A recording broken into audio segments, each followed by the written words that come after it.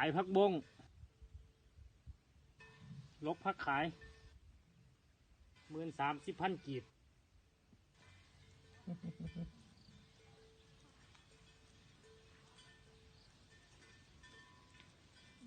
บักหนาวเลยยอดออกเลยได้ปุ๋ยแล้วยอดออก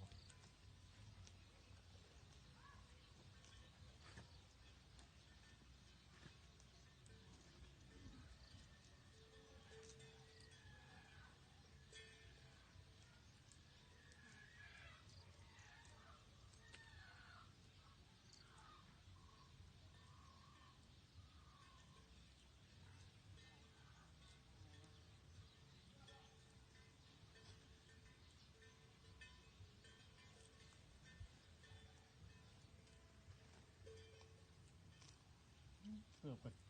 ที่เลือกเกือบประมูลได้เลยเกือบเลยผมเก่า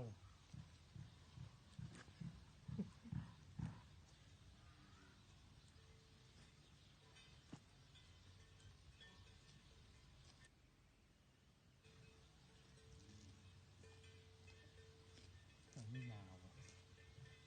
ดูข้างกลางของสั้น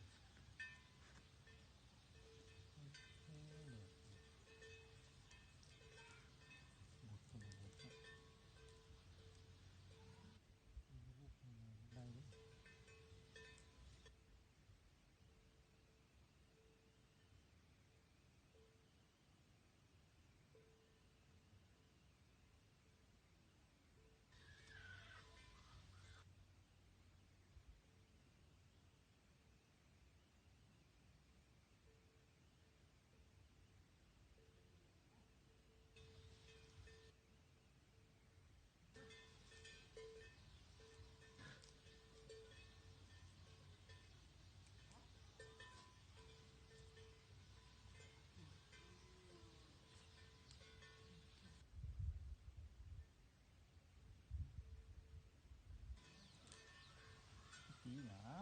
มันใหญ่ครับผม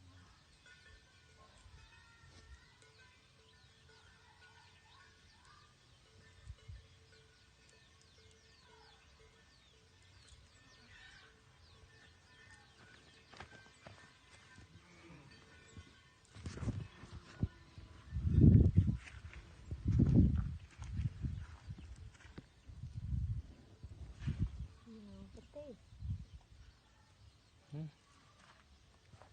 เจ้าคิดยาวแล้ว